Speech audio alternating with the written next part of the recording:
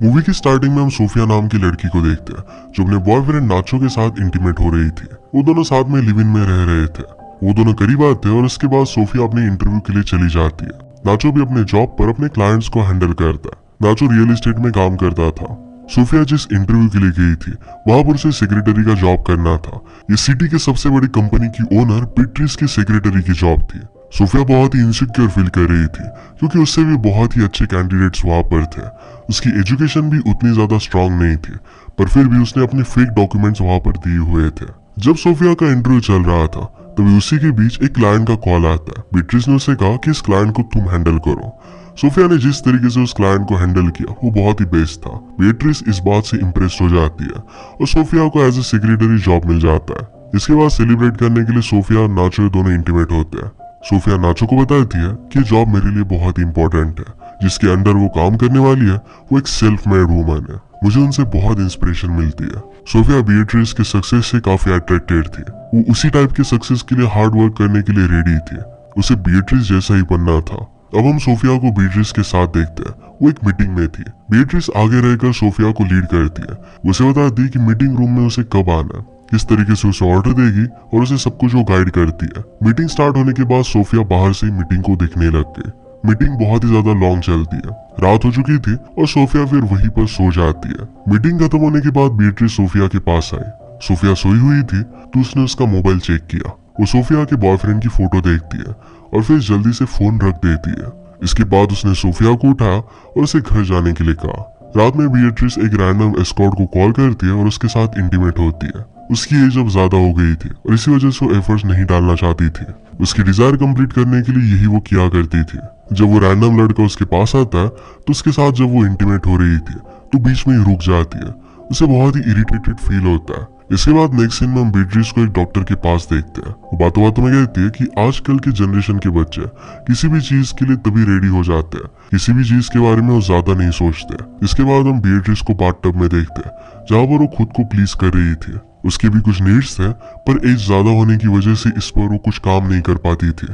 Next scene में हम Sophia को देखते हैं जो रोज अपनी प्रेगनेंसी टेस्ट करती थी। इसके बाद सोफिया और नाचो होटल में डिनर कर रहे थे। सोफिया नाचो से कहती है कि अगर हमें आगे चलकर फैमिली बनानी है तो ये पॉसिबल नहीं हो पाएगा। वो अपने लाइफ में बीट्रिस की तरह सक्सेसफुल होना चाहती थी। बीट्रिस ने हमेशा अपने काम पर फोकस किया और इसी वजह से उसे कोई भी बच्चा नहीं है, उसकी कोई भी फैमिली नहीं है। फैमिली एक डिस्ट्रैक्शन होती है और इसी वजह से सोफिया भी ये नहीं चाहती थी। इसके बाद नेक्स्ट सीन में हमें पता चलता है कि सोफिया नाचो की बेबी से प्रेग्नेंट है। ये बात सोफिया के लिए बहुत बड़ा शॉक था। वो चर्च जाती है और फादर से कन्फेस करती है कि मैं अब माँ नहीं बनना चाहती। अपने अंदर पल रहे बच्चे को अबॉर्ट करने वाली थी। फादर ने सोफिया को समझाने की कोशिश की कि दुनिया में इससे बड़ा पाप नहीं हो सकता। सोफिया रोते हुए वहां से चली जाती है। नेक्स्ट सीन में बीट्रिस और सोफिया एक मीटिंग के लिए गए थे। वहां पर सोफिया बहुत ही अच्छी तरीके से बीट्रिस के क्लाइंट को हैंडल करती है। उसने बीट्रिस को भी बहुत ही अच्छी कंपनी दी। खुश होकर मीटिंग खत्म होने के बाद बीट्रिस सोफिया को अपनी कंपनी में एक परमानेंट जॉब ऑफर कर दिया। ये सुनकर सोफिया बहुत खुश हो गई थी। सोफिया फाइनली उस कंपनी का हिस्सा है और साथ में बीट्रिस की असिस्टेंट भी। उसे कंपनी में एक हायर पोस्ट दिला रही थी। इसके बाद सोफिया को एक कंपनी के एम्प्लॉय को फायर करना था। उस एम्प्लॉय के कॉन्ट्रैक्ट पर साइन करवाने का काम सोफिया का था। सोफिया उस एम्प्लॉय के पास गई। वो एक लेडी थी। सोफिया ने उससे कहा कि आपने 10 दिन हॉलीडे के लिए छुट्टी ली थी और इसी वजह से कंपनी ने आपको यहाँ से निकालने का फैसला लिया है। वह थी कि मेरा रीजन वैलिड था। 10 दिन की हॉलीडे में बीमार थी, इस वजह से लिया था। मेरे पास मेडिकल सर्टिफिकेट भी है। उस लेडी को बेबी हुआ था और इसी वजह से ये सब प्रॉब्लम आई थी। ये सब सुनने के बाद भी सोफिया उसकी बात नहीं मानती और फिर एम्प्लॉय को कंपनी छोड़कर जाना पड़ता है। यहाँ हमें पता चलता है कि बीट्रिस और उसकी कंपनीज के वैल्यूज में था कि अगर कोई भी एम्प्लॉय प्रेग्नेंट हो जाती है तो फिर वो अपने काम पर 100% फोकस नहीं कर पाएगी, कंपनी को आगे नहीं बढ़ा पाएगी और इसी वजह से जब भी एम्प्लॉयज प्रेग्नेंट हो जाती थी तो उन्हें फायर कर दिया जाता था। सोफिया उस एम्प्लॉय के कॉन्ट्रैक्ट पेपर साइन करवाने के बाद बीट्रिस की कैबिन में आती है। बीट्रिस सोफिया से कहती है कि जिन लोगों को बेबी हो जाता है वो अपने काम पर फोकस नहीं कर पाते। ऐसे लोग मेरी कंपनी के लिए यूजलेस है। ये सुनकर सोफिया रोने लग गई क्योंकि वो भी प्रेग्नेंट थी। रोते हुए सोफिया को वोमिटिंग हो गई। ये देखकर बीट्रिस समझ जाती है कि सोफिया भी प्रेग्नेंट है। सोफिया को रियलाइज हो गया था कि अब उसका जॉब चला जाएगा। अब सोफिया इस बेबी को अबॉर्ट करने वाली थी ताकि इस कंपनी में वो रह सके। अपने लाइफ में सक्सेस उसके लिए बहुत ही इंपॉर्टेंट था। ये सब बात वो बीट्रिस को बताती है। वो कहती कि प्लीज मुझे कंपनी से मत निकालो, वो कुछ भी कर सकती थी। बीएट्रिस सोफिया से पूछती है क्या तुम प्रेग्नेंट हो, इसके बारे में तुमने किसी को बताया हुआ है?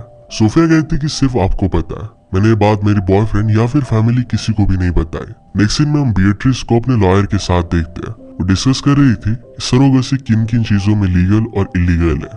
उसका फ्रेंड ये पूछने का उसका रीजन पूछता है। बीएट्रिस कहती है कि मैं माँ बनना चाहती हूँ पर मुझे शादी नहीं करनी। मेरी कंपनी में सोफिया नाम की एक एम्प्लॉई है, मेरी असिस्टेंट है और वो प्रेग्नेंट है। अपने जॉब छूट जाने के डर से वो बेबी को अबॉर्ट करवाना चाहती थी।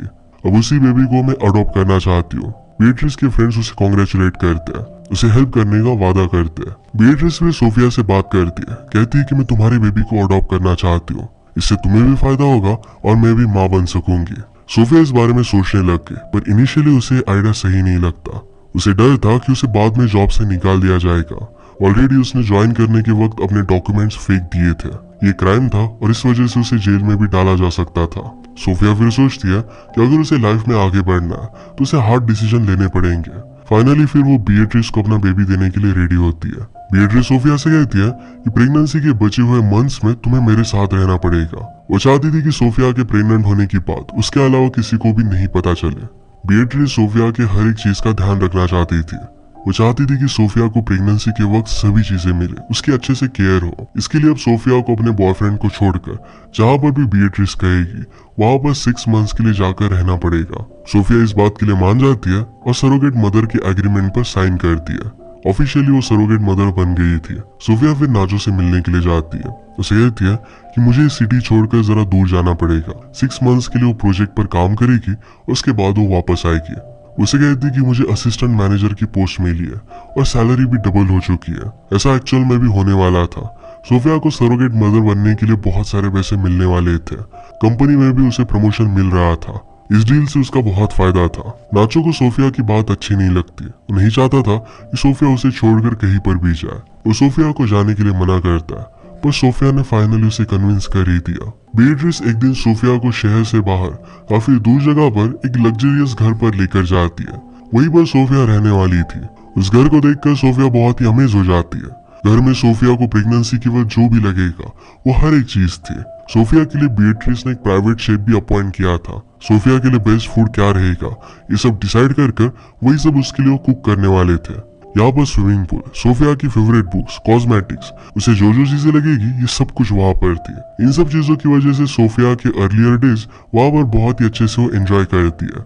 सोफिया का रूटीन कुछ इस तरीके से बन गया था। सुबह उठकर प्रेगनेंसी की एक्सरसाइज करनी थी। इसके बाद पूरे दिन सिर्फ आराम करना था।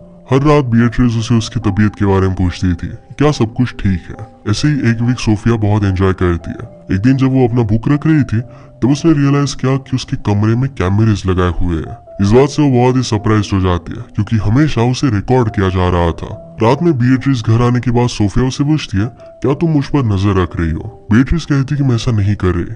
सोफिया उसे कैमरेज के बारे में पूछती है। बीएट्रिस कहती है कि कैमरेज सिर्फ सिक्योरिटी पर्पजेस के लिए है, तुम्हारी सिक्योरिटी मेरे लिए बहुत इंपॉर्टेंट है। सोफिया कहती कि इस तरीके से सर्विलेंस में मैं नहीं रह सकती। बीएट्रिस ने कहा कि मैं उन कैमरास को हटा दूंगी।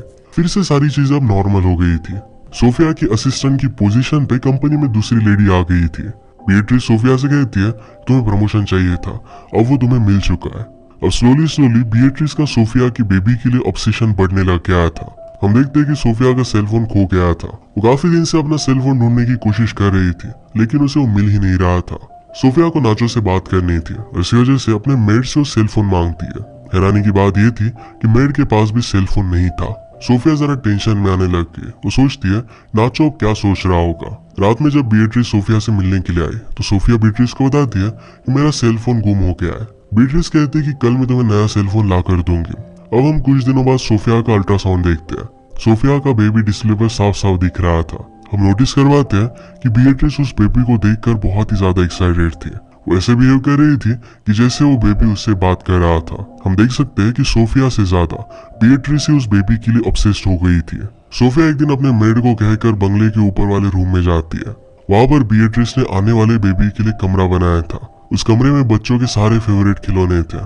सोफिया रियलाइज करती है कि बीएट्रिस बेबी के लिए कितनी सीरियस है। इसके बाद बीएट्रिस सोफिया के लिए एक पप्पी खरीद कर लेकर आती है। इससे सोफिया बोर नहीं होगी।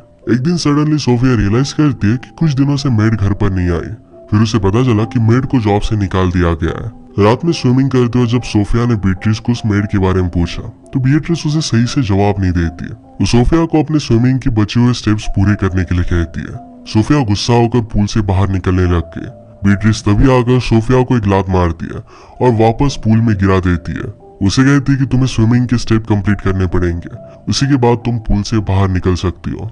सोफिया इस बात से बहुत ज्यादा हैरान हो गई थी क्योंकि इतनी छोटी चीज पर बीट्रिस को उसने फर्स्ट टाइम गुस्से होता देखा था। इस बात को इग्नोर कर देती है। कुछ दिन बाद सोफिया का बर्थडे था तो बीट्रिस को रिक्वेस्ट कर नाचो से वीडियो कॉल पर बात करने की रिक्वेस्ट करती है। बात करते वक्त सोफिया रोने लग गई थी। वो काफी समय से नाचो से नहीं मिली थी। उसे लग रहा था कि नाचो से दूर जाने का फैसला उसका बहुत गलत था। सोफिया को ऐसे रोते हुए देखकर बीट्रिस कॉल कट कर देती है। इसके बाद बीट्रिस को पता चलता है कि सोफिया ने झूठ बोलकर उसकी कंपनी में जॉब लिया था। उसके पास कोई भी डिग्री नहीं है, वो एक सिंपल से कॉलेज से ग्रेजुएट थी। इस बात से बीट्रिस बहुत ज्यादा गुस्सा हो जाती है, पर फिर भी इस बात को सोफिया के सामने एक्सप्रेस नहीं करती। उस रात सोफिया बिना बीट्रिस को बताए उस जगह से भागने की कोशिश करती है। उसी वक्त वहां पर बीट्रिस आके वो सोफिया को रो रो कर इमोशनल करती है। सोफिया फिर बीट्रिस की बात मान के और कहती है कि वो घर छोड़कर नहीं जाएगी। नेक्स्ट डे जब बीट्रिस अपने ऑफिस में थी तो अपने टैबलेट में देखती है कि सोफिया घर से भागने की कोशिश कर रही है। वैसे सोफिया ने बीट्रिस को उसके घर से कैमरेज निकालने के लिए कहा था, पर बीट्रिस ने वो निकाले नहीं थे। इस चीज से बीट्रिस बहुत ज्यादा टेंशन में आ जाती है क्योंकि वहां के फेंस में इलेक्ट्रिसिटी थी। सोफिया की इस बात के बारे में पता नहीं था। वो फेंस के पास गई और झटका लगकर वहीं पर नीचे गिर जाती है। जल्दी से बीट्रिस वहां पर पहुंच के उसे मेडिकल हेल्प दिलवाती है। पैरेलल में हम नाचो को देखते हैं। वो सोफिया पर चीट करने वाला था, पर तभी नाचो रियलाइज करता है कि वो सोफिया से बहुत प्यार करता है, ये उसके साथ नहीं कर सकता। अब नाचो सोफिया के ऑफिस पहुंचता है। वहां पर बीट्रिस नहीं थी। नाचो सारे एम्प्लॉयज को सोफिया का एड्रेस पूछता है। एक एम्प्लॉय नाचो को सोफिया के बंगलो के बारे में बता देता है। नाचो फिर सीधा उस बंगलो की तरफ जाने लग गया। बीट्रिस को जब नाचो के बारे में पता चला तो अपना काम छोड़कर सीधे अपने कार से बैंगलोर की तरफ आने लग गई। नाचो सोफिया के पास पहुंच गया। गेट पर लगे कैमरे से वो बात करने लग गया। सोफिया नाचो को पुलिस को कॉल करने के लिए कहती है। नाचो पुलिस को कॉल करने लगता है और पुलिस स्टेशन की तरफ भागने लगता है। दूसरी तरफ से वहां पर बीट्रिस आ रही थी। वो नाचो की गाड़ी को डायरेक्टली क्रैश कर देती है। उसी मोमेंट पर नाचो की डेथ हो गई। अगर नाचो पुलिस के पास पहुंच जाता तो बीट्रिस को अपना बेबी नहीं मिलता और ये कभी नहीं चाहती थी। बीट्रिस जब रियलाइज करती कि उसने मर्डर किया है तो खुद रोने लग गई।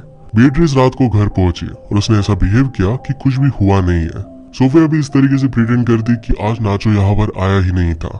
बीट्रिस को उसके डॉक्टर फ्रेंड का कॉल आता है और उसे बताती है कि अल्ट्रासाउंड के लिए सोफिया को क्लिनिक आना पड़ेगा।